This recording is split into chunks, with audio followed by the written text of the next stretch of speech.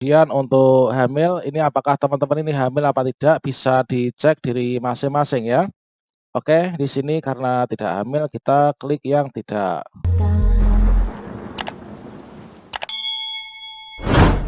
Assalamualaikum warahmatullahi wabarakatuh, sobat-sobat calon guru, selamat datang di channel Calon Guru. Sobat semuanya, ketika kita melakukan pengisian daftar riwayat hidup atau DRH, baik itu CPNS maupun P3K, baik itu P3K guru maupun P3K non guru, maka di sini setelah kita klik tombol mengisi DRH, di sini ada bagian yang harus kita isi. Yang pertama, ini adalah data riwayat perorangan. Yang kedua, riwayat pendidikan, kemudian riwayat pekerjaan, kemudian ada riwayat keluarga, riwayat organisasi dan keterangan lainnya, dan juga unggah dokumen. Pada video ini kita akan berbagi informasi dan tutorial, yaitu terkait tentang bagaimanakah cara untuk mengisi data riwayat perorangan mulai dari awal sampai akhir. Kira-kira apa saja yang harus kita isikan dan bagaimanakah pengisiannya? Silahkan simak video ini sampai selesai. Namun sebelum kita lanjutkan, perlu saya ingatkan bagi teman-teman yang mungkin baru pertama kali menemukan channel ini, silahkan klik tombol subscribe-nya dan aktifkan notifikasi loncengnya, sehingga nanti jika ada update video terbaru, teman-teman tidak akan ketinggalan informasi. Baiklah sobat semuanya, di sini ketika kita ingin melakukan pengisian data perorangan dan juga data-data lainnya, pertama-tama kita masuk ke akun SSCASN kita masing-masing. Di sini kita bisa ketikkan sscsn.pkn.go.id. Kemudian kita bisa klik enter. Nah, berikutnya pada bagian ini kita bisa klik login. Nah, berikutnya pada halaman login kita masukkan nick dan juga password kita. Berikutnya kita klik masuk. Selanjutnya di sini kita bisa scroll ke bawah. Dan di sini teman-teman, tombol untuk mengisi DRH ini sudah muncul ya, dan nanti untuk batasnya itu sampai awal Februari berdasarkan jadwal yang terbaru yang disampaikan oleh Ibu Nunu Suryani. Nah, di sini sebelum teman-teman melakukan pengisian DRH ya, mulai dari riwayat perorangan sampai riwayat apapun, pastikan teman-teman di sini sudah mengunduh buku pengisian DRH dan juga mendapatkan arahan dari BKPP atau instansi yang dilamar. Nah, berikutnya untuk langkah pertama itu adalah data perorangan yang harus kita isi. Nah, untuk mengisi riwayat perorangan, maka di sini kita klik di sini ya, pengisian daftar riwayat hidup kita klik. Dan di sini pada bagian data perorangan ada data yang memang sudah masuk dan itu tersinkron dari akun pendaftaran kita ketika melakukan pendaftaran pada bulan Juli kemarin.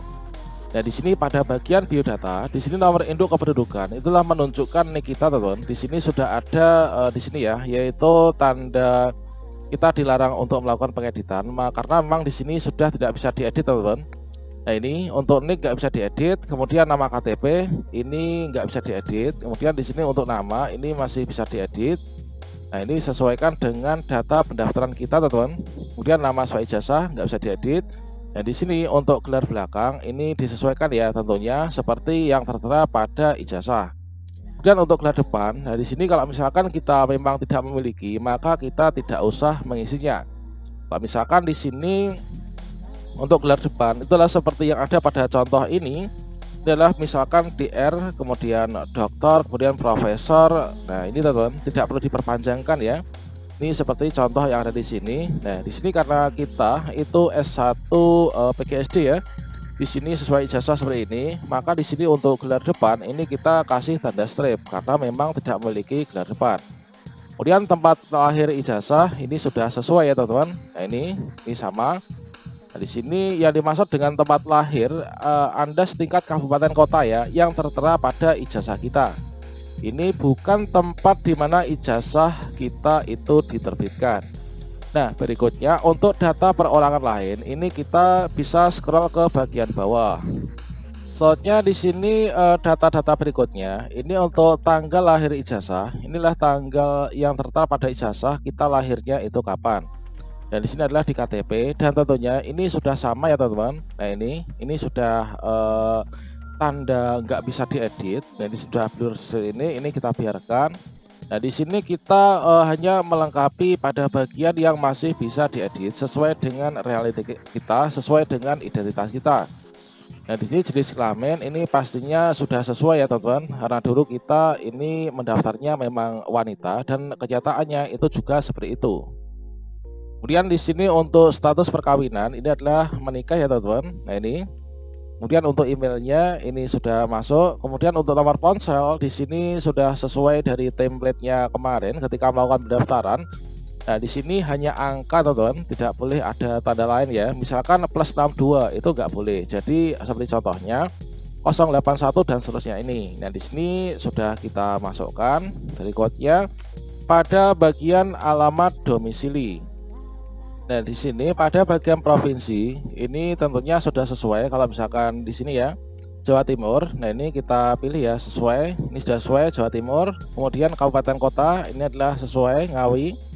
Dan untuk kecamatan, nah di sini kita masukkan untuk kecamatannya, yaitu nanti di sini akan ada tampilan ya. Nah seperti ini template-nya. Kalau misalkan di sini muncul maka kita pilih sesuai dengan template teman-teman. Nah ini adalah Mantingan seperti ini misalkan. Nah ini Mantingan. Kemudian di sini untuk kelurahan atau desanya. Nah di sini ada keterangan jika kelurahan atau desa tidak ada pada daftar, pilih kelurahan atau lainnya dan isi manual ya, nama sesuai kelurahan atau desa tempat tinggal di bawah ini. Nah, di sini kita coba masukkan untuk yang kelurahannya. Nah, ini adalah Mantingan. Nah, di sini kalau misalkan kita cari di sini, ini nggak ketemu. Kita klik di luar pun juga di sini tidak muncul, teman. Maka di sini kita untuk memasukkan data kelurahan kita, di sini kita bisa klik lainnya. Nah, ini barulah kita isikan, yaitu nah seperti ini. Nah, ini adalah saya tinggal di sini ya, Kecamatan Mantingan. Nah, ini kelurahan desa Kecamatan Mantingan. Kemudian untuk kelurahan atau desanya ini juga sama teman-teman. Nah, kemudian untuk di sini pada bagian jalan. Nah, pada bagian jalan kalau misalkan di sini nggak kita isi, misalkan nggak ada jalannya gitu ya. Nah, ini nggak ada jalannya, di sini kita bisa kasih tanda strip seperti ini. Karena kalau misalkan kita nggak isi apapun, maka di sini ada merah ini wajib diisi ya. Kalau ada bintang merah, maka nggak akan bisa disimpan. Nah, di sini kita bisa strip ini. Kemudian untuk alamat lengkapnya, maka di sini kita isi yaitu nomor, kemudian RT dan RW. Ya, tidak termasuk nama jalan ya, karena nama jalan ini masuk di atasnya. Nah, ini nama desa, kecamatan, kabupaten ini juga tidak ya. Maksimal ini 100 karakter. Oke, jadi contohnya seperti ini. Untuk jalan ini kita kasih strip ya. Kemudian untuk alamat lengkap ini kita masukkan RT dan RW-nya. Nah, berikutnya di sini pada bagian kode pos, tentunya kode pos sesuai dengan kecamatan kita. Nah, kalau misalkan teman-teman lupa, bisa cari pada bagian pencarian. Di sini kita bisa cari misalkan kode pos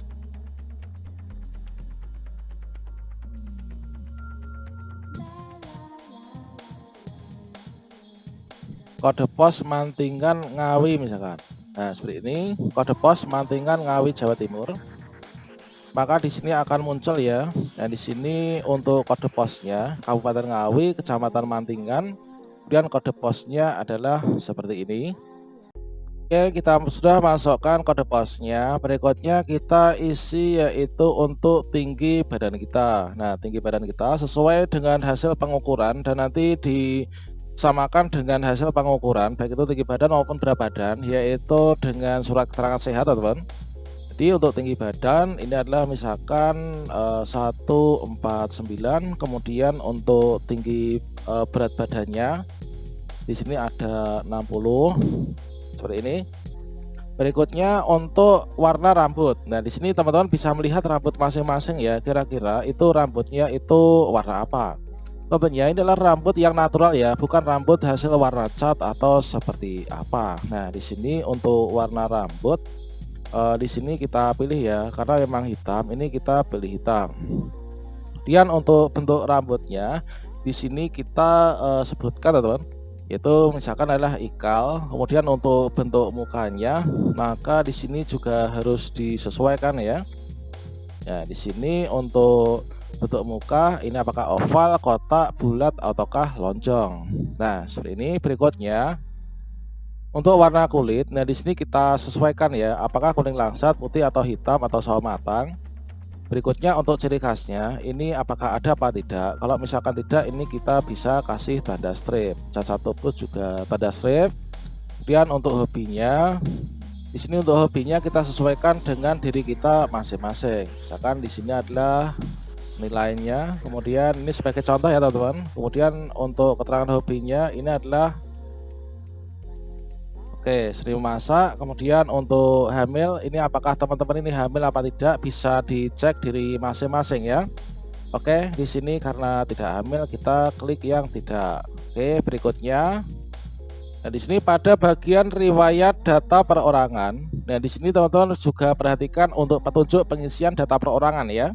Yang pertama, pengisian data perorangan ini dilakukan dengan teliti, hati-hati karena data yang diisikan adalah data yang digunakan untuk pemberkasan CSN dan tidak dapat diubah ya setelah kita mengirim DRH. Istilah bagian formulir yang ada tanda bintang merahnya di sini sudah kita isi semua ya teman-teman. Nah, ini berikutnya jika kita sudah selesai, saya rasa ini sudah sesuai dengan petunjuk ya.